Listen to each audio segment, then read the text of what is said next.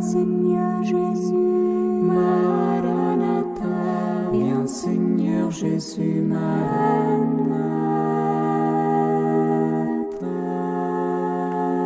Homme de foi et de prière, Saint Joseph est un modèle de courage dans l'épreuve. Devant les imprévus de la vie avec la Vierge Marie, l'accueil du Fils de Dieu dans son foyer, le travail d'artisan, Joseph nous montre un modèle de courage dans l'épreuve. Mais pas le courage des héros de l'Évangile, comme Saint Paul, comme Saint Pierre, qui ont parcouru le monde entier. Le courage d'un homme de second plan, comme l'aime à le dire le pape François. Saint Joseph nous rappelle à tous que ceux qui sont apparemment cachés ou en deuxième ligne jouent un rôle inégalé dans l'histoire du salut. Dans cette réflexion, nous allons voir le courage de Saint Joseph dans l'inconcevable mystère de l'incarnation. Nous allons voir son courage devant le danger de l'exil, son courage devant l'angoisse de la perte de Jésus à Jérusalem, et puis son courage devant la mort. Saint Joseph a été un homme courageux dans sa vie spirituelle. En effet, la conception du Fils de Dieu dans le sein de la Vierge Marie a été une nuit spirituelle pour lui. Nuit spirituelle au sens où il a été mis devant le grand mystère de l'incarnation, le Fils de Dieu qui se fait chair dans le sein de la Vierge Marie, qui est inconcevable pour la raison humaine, qui est d'ailleurs source de scandale pour beaucoup d'hommes non chrétiens. Il a été secoué par un tourbillon de pensées contradictoires, dit l'hymne acatiste, le grand hymne orthodoxe grec à la Vierge Marie. Joseph aimait la Vierge Marie, son épouse, et en même temps il aimait la loi qui lui demandait de la répudier.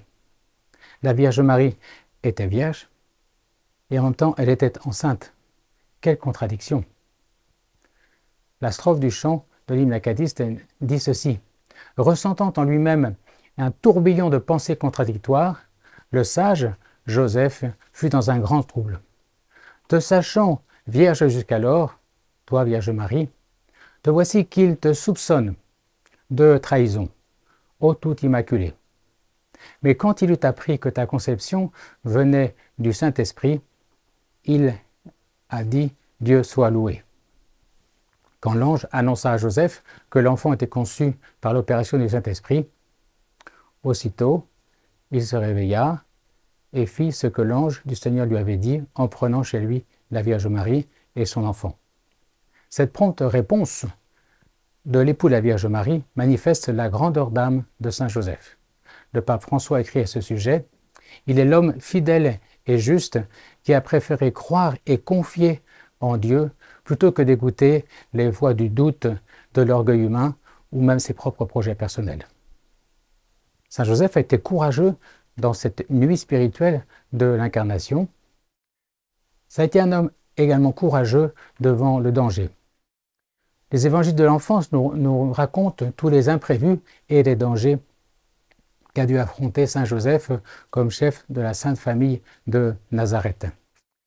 Il a su faire confiance de manière indéfectible dans la parole de Dieu qu'il recevait de diverses manières.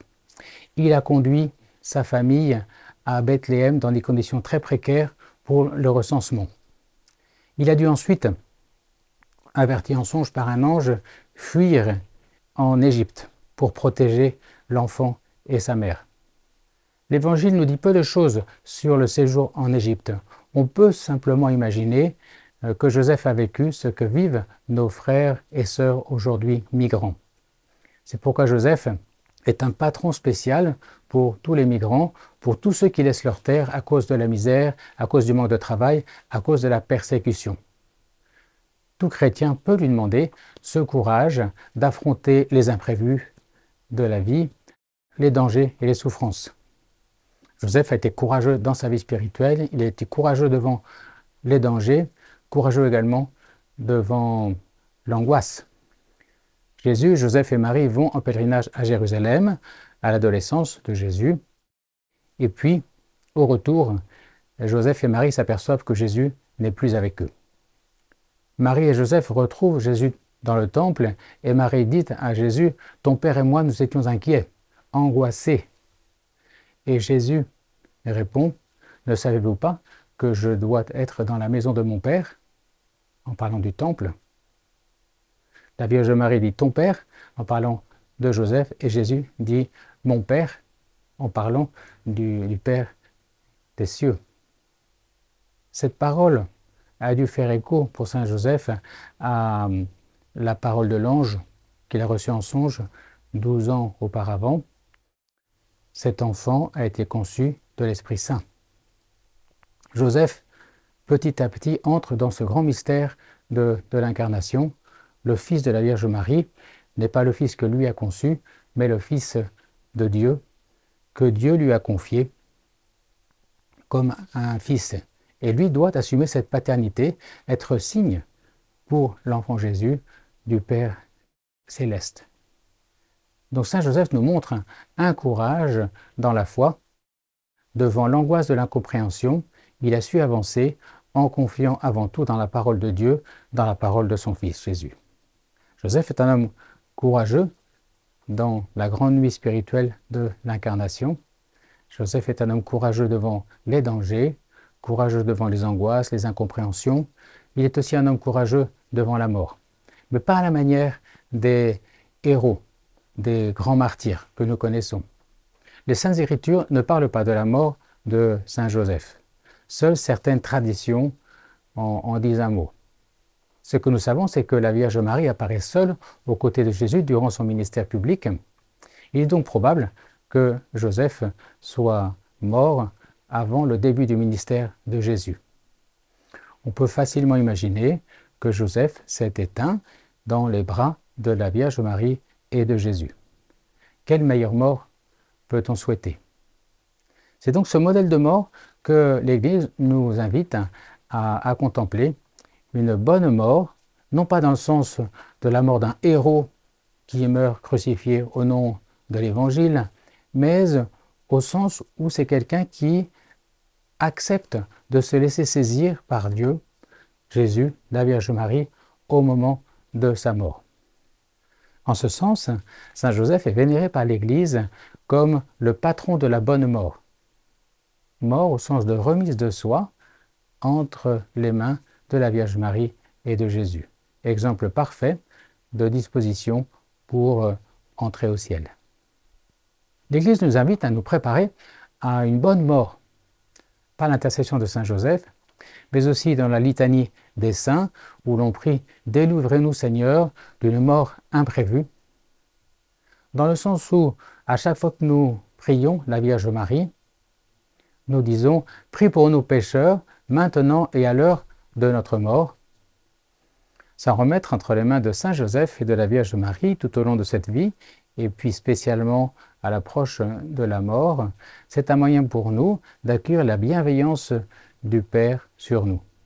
En effet, comme le Père du ciel a confié à Saint Joseph la protection, la bienveillance de l'enfant Jésus à Saint Joseph, eh bien nous aussi, au moment plus vulnérable de la fin de notre vie et de la mort, nous sommes invités à nous en remettre entre les bras de Joseph et de la Vierge Marie.